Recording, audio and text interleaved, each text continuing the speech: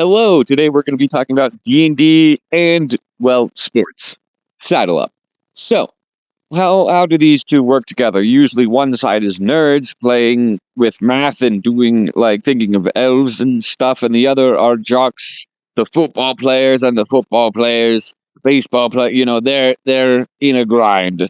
How do these two work? Well, they both have storytelling, and you might be thinking, well, yeah, I know D&D's about stories, but how are sports storytelling? And jocks, I know, the nerds don't know. They think they're smart, but that sometimes, we just get in our heads.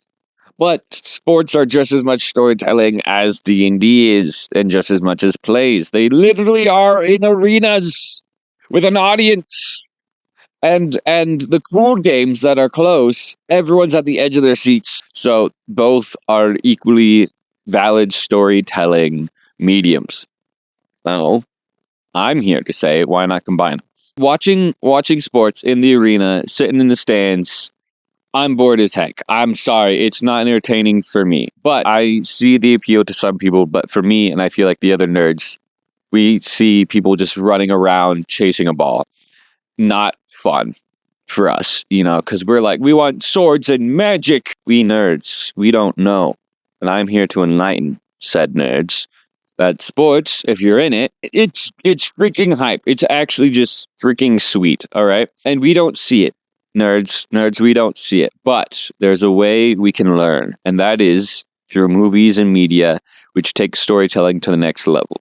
And sports movies and shows actually freaking slap. Here are some films I think are great and you guys should watch.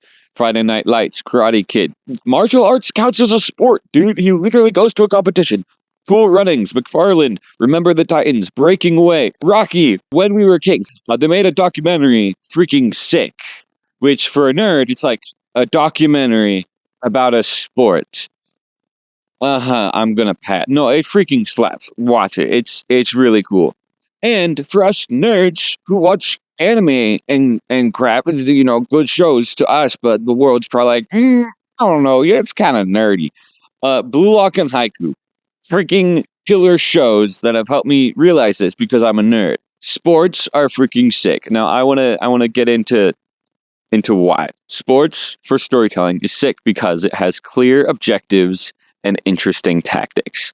They have a very clear, simple, not easy, but simple, like very, very crystal clear. You know what you're trying to do, and that is to get a ball into the goal, playing football. Hey, yo, Europeans, I got you. It's getting a ball into a goal that in an area, right? Very simple, very clear objective, but then you get sick moments of passing, dribbling past people, and look at this save from Bullock. It freaking slaps. It's actually sick. She's gonna block my shot! I'm not good enough! Got him. I fooled you, genius! When you least expect it, I direct back heel! Actually sick. Okay? And no one knows, because when you're watching the game, you don't see that. But if you're following along a character, it's freaking dope as heck, dude.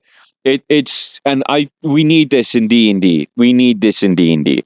DMs, it is your job to set clear objectives that the players know that they are going to try to achieve, right? It is you need to defeat this guy, or convince so-and-so, or, right? So it's great. And I would train with this with one-shots, primarily DMs, to try and get the hang of it.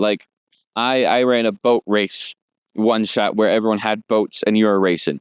And it was just win the race. That was the one objective. During the actual race, they could do different things, defend against other people attacking them, try and speed through, right? It was really cool. So you as a DM set the objective.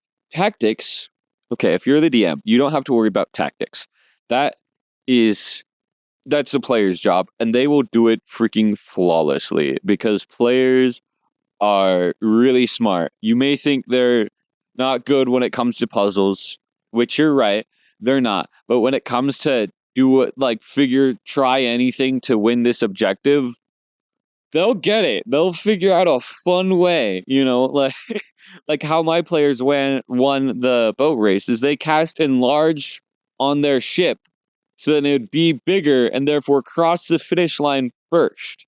That's freaking sick. I don't know, that's awesome. I didn't even think of that at all. They're smart. Players are actually smart because they're a group of them and they all apparently have PhDs in problem solving. Okay. I don't know what it is. But then they're fourth graders when it comes to puzzles. Including me. If I'm playing, I suck at puzzles, but if it's like an open problem solving, I'm golden. What you have to do, so players, be creative, do your things and problem solve, right? DMs, you have to set the objective and the obstacles, right? So cool obstacles, you don't have to figure the solution to them. Just know they're possible to solve. You don't even have to know. Like, if it's like a riddle, you kind of have to know the answer. But if it's like, oh, there's a wave coming your way on the ship, you don't have to figure out how to deal with that. That's the player's job. You just got to know the consequences if they don't, right? And that's how I've been running my one shots lately, and they've been killer, dude. And so you just have to set objective or obstacles, right? So in sports, so like volleyball, and someone's trying to spike, the obstacles are the blockers, right? And then it's the player's job to figure out how to get past them, whether through using decoy, like the orange hair guy. I'm still watching Haiku, okay? The orange hair guy, or just freaking going through the blockers like the ace dude. Okay, like it's the player's job to figure out, but you create the obstacle, you create the blockers, make sure it's possible, but you don't have to figure out the solution. They'll figure it out.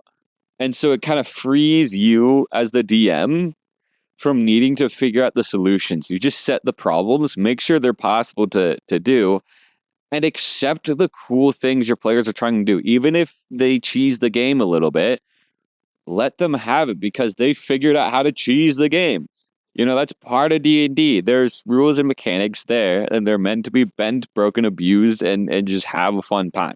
Now, obviously, if it's like, don't let them beat your antagonist of the whole... Well, I mean, actually, up to you. Let players have their fun, but it's up to you to make the obstacles and stuff hard enough to where they can't cheese it, right? So if they cheese it, let them win that. Make it harder for them to cheese the next one, right? Like, even if they kill the BBEG session 1, make a cool story off of it. Roll with it. That's like, oh, that's sick. But wait, now there's a power vacuum. Who's going to be up next, right? And they're going to be smarter than the first guy, right? It's really cool. Sorry, I've been rambling about things, but basically, sports are freaking sick, and I think we should look to them more for D&D. And if you want to do a full sports like anime themed campaign, that's freaking sick. I think you should totally do that. Clear objectives and tactics. Watch sports movies. Nerds, think about sports again. Jocks, watch these animes, and you'll be like, this freaking rocks too. And then jocks and nerds come together to play sports D&D. It's epic, okay? Like, it's so cool. This is how we unite the nerds and the jocks, all right? This is how we do it. Do it. Have fun. Have fun playing your the D&D sports, either inspired rulings and things. It doesn't have to be just sports, but you can put these to really any scenario. And that's how I've been having a lot of fun playing D&D. So hope you do too. See you in the next one.